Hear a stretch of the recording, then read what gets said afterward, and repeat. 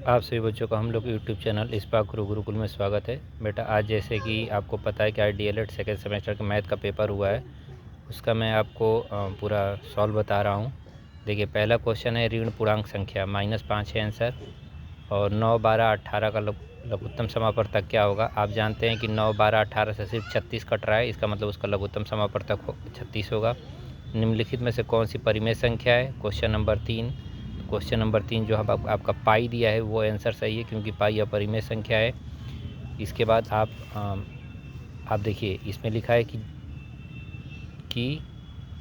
9.5 का whole square का मान है, वो आपका 90.25 आंसर आएगा इसका। इसके बाद वर्ग 40 और 50 का मध्य बिंदु का चिन्ह है। मध्य बिंदु का चिन्ह का मतलब बेटा इन दोनों को आपको जोड़ दीजिए, 40 और 50 को 90 हो जाएगा, 2 से डिवाइड कर देंगे, आंसर आपका 45 आ जाएगा। अगला क्वेश्चन है कि एक कक्षा की लंबाई 10 मीटर है, चौड़ाई 6 मीटर है और ऊंचाई 5 मीटर है, तो कक्षा के चारों दीवारों का क्षेत्रफल बताइए। L बराबर 10 दिया, B बराबर 6 दिया, H बराबर 5 दिया। चारों दीवारों का क्षेत्रफल होता है 2 ब्रैकेट में L + B × H। आप रख के कैलकुलेट कर लीजिएगा, 160 मीटर स्क्वायर आंसर आ जाएगा। ये क्वेश्चन बेटा आपको मैंने क्लास में कराया था। चलिए अगला क्वेश्चन देखिए। अगला क्वेश्चन है कि दो संख्याओं का योग 15 है, उनमें से एक संख्या दूसरी की 4 गुनी है, तो संख्या ज्ञात कीजिए। माना पहली संख्या x है तो दूसरी क्या हो जाएगी 4x। क्वेश्चन में कह रहा है कि दोनों संख्याओं को जोड़ने पर 15 आ रहा है, तो x + 4x = 15, तो x = 3, तो पहली संख्या 3 हो जाएगी, दूसरी संख्या आपकी 4 × 3 मतलब 12 हो जाएगी। कह रहा है कि 6 सेमी और 4 सेमी के दो वर्गों को पिघलाकर एक बड़ा घन बनाया गया। बड़े घन का आयतन बताइए। घन का आयतन जानते हैं भुजा का क्यूब होता है। बड़े घन का आयतन, दोनों घनों का आयतन निकाल लीजिए। 6 का क्यूब 4 का क्यूब जोड़ दीजिए, आपका आंसर हो जाएगा 280 सेमी क्यूब। देखिए बेटा ये क्वेश्चन नंबर 9 जो दिया है ये हल करने के लिए दिया है, लेकिन थोड़ा सा इसमें एक प्रॉब्लम ये आ रही है कि हल करने का मतलब होता है कि x की वैल्यू निकालना। अब यहाँ से x की वैल्यू निकल नहीं रही है, क्योंकि इक्वल टू में कुछ ना तो 0 दिया है और ना ही ये दोनों आपस में इक्वल है, इसलिए आप इसको सिंपल मल्टीप्लाई कर लीजिएगा। ठीक है, अगला क्वेश्चन देखिए। अगला क्वेश्चन है आपका क्वेश्चन नंबर 10। कह रहा है 89 के अंकों को परस्पर बदलने से प्राप्त संख्या मूल संख्या से कितनी अधिक है। तो मूल संख्या 89 है, संख्या को बदल देंगे, इकाई को दहाई को इकाई पे कर देंगे तो 98 आ जाएगा। मूल संख्या क्या हो जाएगी 98 - 89 9 आ जाएगा। 9 बड़ा है वो मूल संख्या से। कह रहे कि एक साइकिल के पहिए की त्रिज्या 21 सेमी है, 100 चक्कर लगाने में पहिए की कितनी दूरी तय करेगा। देखिए त्रिज्या दिया है 21 सेमी, वृत्त की परिधि कितना होता है 2πr।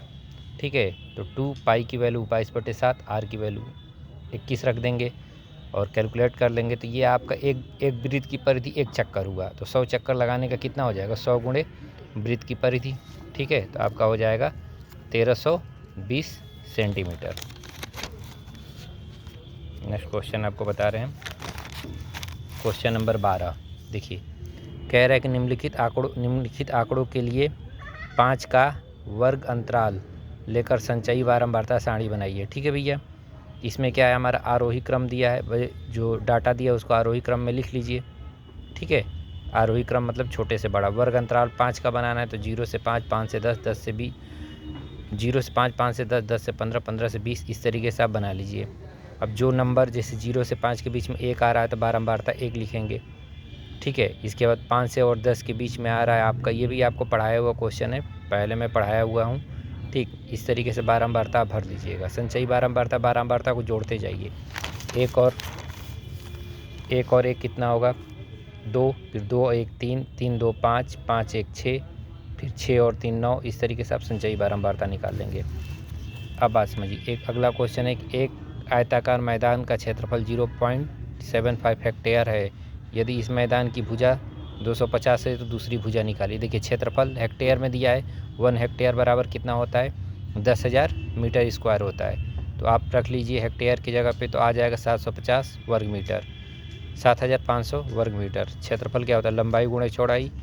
पहली भुजा दी है, दूसरी भुजा निकालना है, कैलकुलेट कर लीजिए।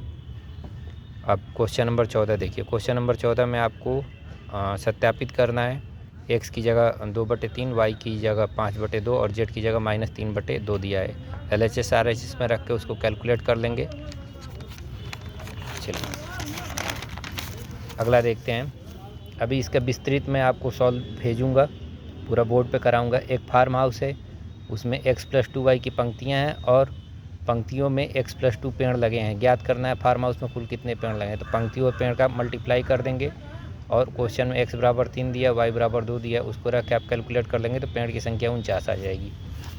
अब ये देखिए, यहाँ आपको क्षेत्रफल का क्वेश्चन दिया हुआ है।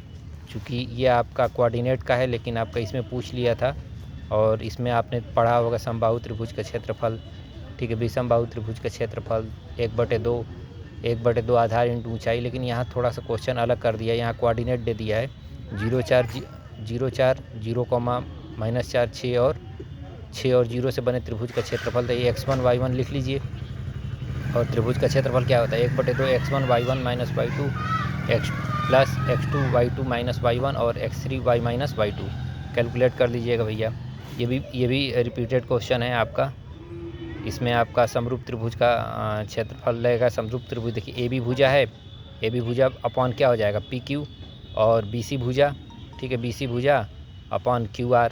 तो यहाँ से रख के कैलकुलेट कर लीजिएगा। ये आपको पढ़ाया हुआ प्रीवियस क्वेश्चन ईयर का है, मैंने पढ़ाया ही है। अब क्वेश्चन नंबर 18 देखिए। क्वेश्चन नंबर 18 में एक घन का कोर की लंबाई दिया है 12 सेमी और उसका आयतन विकर्ण लंबाई, आयतन और विकर्ण की लंबाई और संपूर्ण पृष्ठ ज्ञात करना है। भुजा 12 दिया है, घन का आयतन जानते हैं, भुजा क्यूब होता है, कैलकुलेट कर लीजिए। विकर्ण क्या होता है √3 इंटू भुजा, संपूर्ण पृष्ठ क्या होता है 6a², एक की जगह भुजा, कैलकुलेट कर लीजिएगा भैया।